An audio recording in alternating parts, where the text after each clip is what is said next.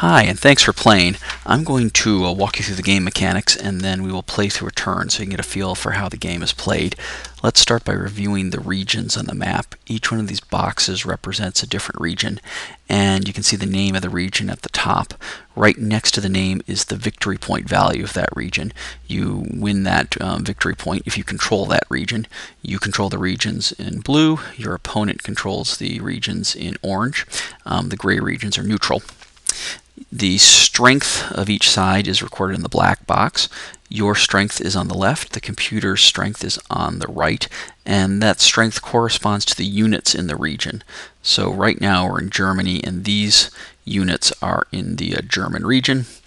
And then the heart of the game are these region codes, these letters here in the lower right hand corner.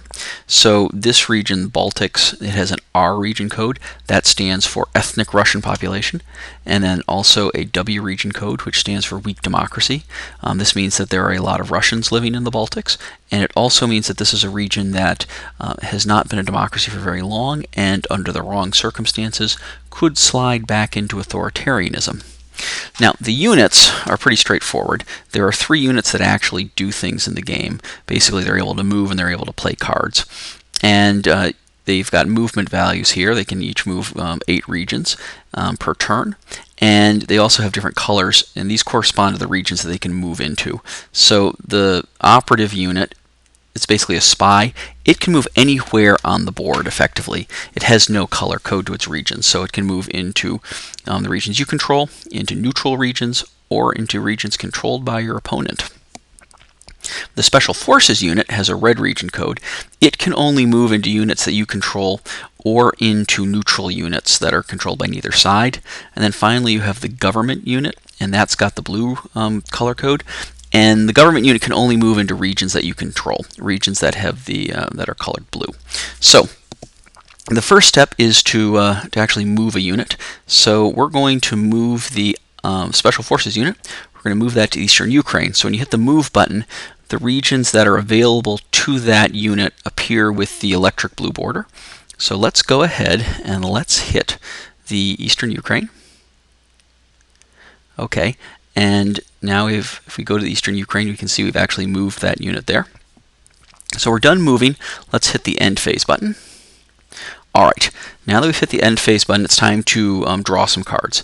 So let's go back here to Germany, and let's press the play button on our operative unit. And we can choose from 3 different cards, or you can press the pass button if you don't want to play any. So here you can see this Add Militants card. It actually requires you to spend one of your units. The little flags, they represent political support units, and you can see that we've got one right there. So we could play this card. We could also play the LNG Terminals card, and this is going to add 1 political support unit to every region with the G region code. And so we've already got 1 of these units in this region, but if we look back at the map, you can see lots of regions have this G region code. So we would add 1 political support unit to each of these regions. So let's go back and let's play that card. Now to play that, we actually have to have a government unit in this region. We don't actually spend that unit, but it has to be in that region to play it. So let's go ahead and select that. As you can see, we've added a political support unit here.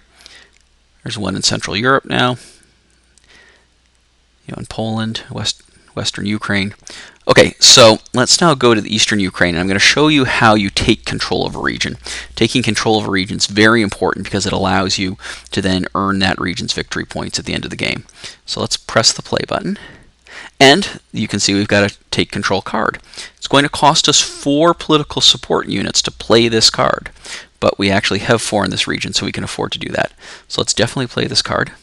So we've spent the units, but we've taken control of the region. So we're done playing cards, and now it's time for the computer to move its units and play cards. So we'll hit the end phase button, and the computer is now moving, has just moved 2 units to the Crimea. There they are. And so now let's let the computer play its cards. We'll hit the end phase button, and right away it's going to try and take control of the Crimea. So we'll hit OK, and as you can see, they've taken control of the Crimea. And then it's going to play the Roll Again card. Play the Roll Again card. It's going to do this a lot until it finds a card it likes. It's going to add 1 hacker point, or 1 hacker unit. Now we're done there, and then the North Russian card is going to play the Russian TV card, and that's going to add 1 political support to every region with the ethnic Russian population code.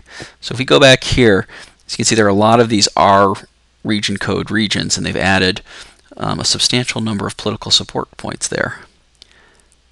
So we're done with that, so we'll hit the end phase button, and that ends our turn.